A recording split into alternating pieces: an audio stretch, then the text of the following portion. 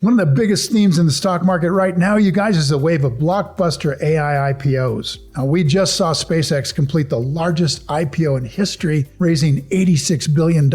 And it now looks like OpenAI could do ChatGPT and Anthropic could do Claude. Those guys could be next. And so historically, huge IPOs like these tend to arrive when investor optimism is running really high. Companies know they can raise enormous amounts of capital because investors are willing to pay almost any price to own a piece of this next big thing. And whenever that starts happening, it's worth asking a really important question. Are we witnessing the birth of a new technological revolution? Probably.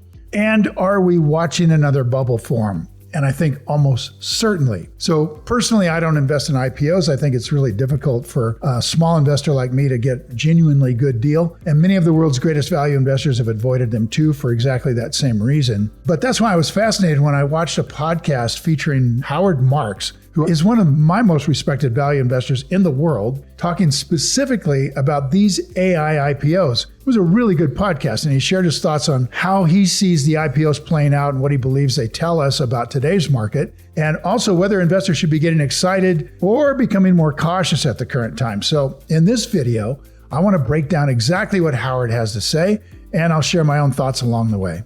You know, the value investor, the old-fashioned investor like me and my fellow travelers, what we do is we look at what it makes today and what its potential earning power it's building. We try to figure out what its earnings will be in 5 or 10 years. We put what we think is a reasonable valuation on those earnings, largely related to the earnings potential in the subsequent decades. And then we look at the price today and we try to figure out whether today's price is fair relative to that earnings power. I don't think I've ever seen an industry or companies where that is less feasible. So I don't think there's an analytical or what we call a value-based way to decide whether or not to participate in these IPOs. And if so, at what price?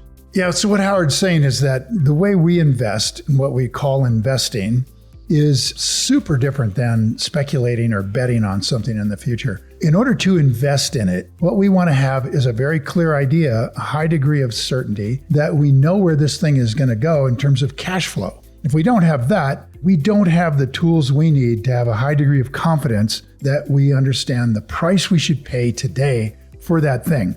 So if you can't figure out, because these things are so new, what they're going to produce in cash, then it's impossible to figure out what a good value would be for that company. So you don't know if you're getting a good deal or if you're getting completely screwed in these IPOs. So we just avoid them. If somebody will tell me what they think Anthropic net earnings will be in 2036, I'll bet them that they're not within 50% of the truth. Of course, we have to wait 10 years to find out. But if I'm right and you make an investment in Anthropic stock in the IPO, you have to accept the likelihood that what you're doing is closer to speculating, and I don't say that word pejoratively, than analytical investing. Yeah, he doesn't use the word speculating in a nasty sort of way of thinking about it. But if you're an investor, I think there's a vast difference between speculating and investing. Some people think speculating is a kind of investing. I don't think it is. I think it's just a kind of gambling. And I think that if you want to invest, what that means is you have a high degree of certainty about where things are going to be in the future. So in other words, you're going to buy something worth $10 and you're going to pay $5 for it. You have a very high degree of certainty that you're going to make money on that investment. So when we look at investing, what we're looking at is, do we understand the business well enough, and do we have a margin of safety that allows the normal fluctuations to occur and we still don't lose money at the end of the day? That's impossible with these kinds of companies right now. In dealing with the future, the way most people deal with the future is by coming up with a forecast. I argue strenuously that if you want to deal with the future, you need two things, not one.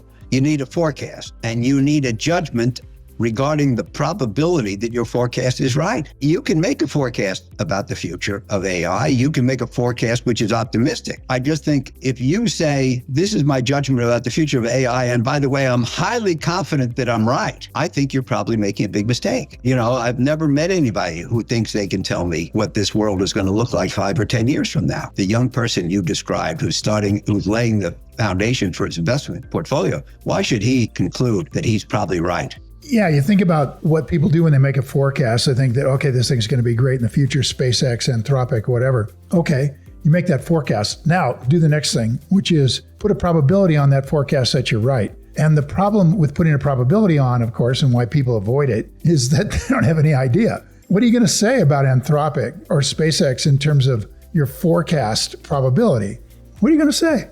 Yeah, I don't know. You don't know. It's like, I think it's going to be a lot bigger. Okay. What's the probability? What would you be willing to say is the probability for this? And the answer could be, well, I'm 100% certain, but that's just dreaming. You know you're not. So if you know you don't know, then you really are in a game of gambling rather than investing. And again, that's a game we don't want to play.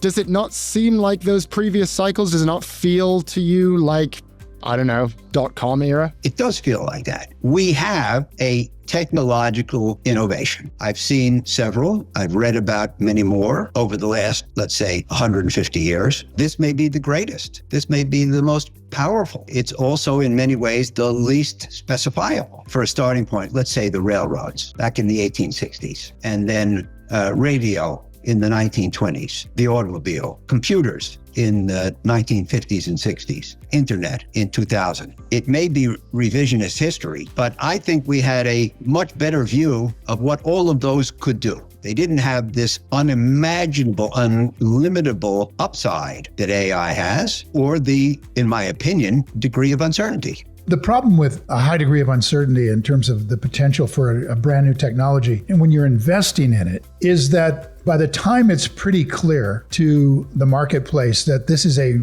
really extraordinary technological change, the prices have been bid up so high that almost inevitably it does not work out well in the long run to buy into it. It's really an extraordinary phenomenon. Warren Buffett talked once about if you had to choose in the 1950s between buying IBM stock or buying a railroad stock, you would think at the advent of the computer age where everybody sees that these computers are going to change the world, buying IBM stock would be the right thing to do. Warren said, wrong. You would have made much more money if you bought the railroad stock. So the crazy thing here is that if we're willing to wait, if this is a bubble, and I think it is, it will pop. And when it does, all of those investments that look so good right now in the AI IPOs are going to turn out to be horrible investments. And the investments in stuff like gum, a gum company, or chocolate, or a railroad, or a software company, right? Those can turn out to be phenomenal because when that bubble pops, which it will, then everything's going down.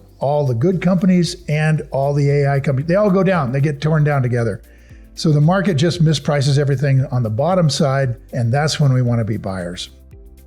We knew that the railroad would carry goods and people from coast to coast. We knew that radio would carry messages. All the things I mentioned were accompanied by what we call bubbles. People got excited about developments which were unprecedented. They threw vast amounts of money about building the infrastructure for it. There was a winner-take-all race, there was excitement, there was exuberance. The capital flowed in like water. In every case, too much capital flowed in. I think it's fair to say too much infrastructure was built and prices were paid that were too high. And a lot of the people who provided the capital for these bubbles lost their money. If this technological innovation with its exuberance doesn't produce a money-losing bubble, it'll be the first. So Howard's basically saying it's going to pop. Warren Buffett has $380 billion sitting in Berkshire, waiting for it to pop. We've got 35% of our capital in cash, waiting for it to pop. It's going to be some period of time, and it's going to pop. It'll be the first time in history that it didn't. If you want to bet that way with your retirement money. Bet that it's very likely that the right thing to do here is to create a list of wonderful companies that you do understand and just wait for them to go on sale because they will.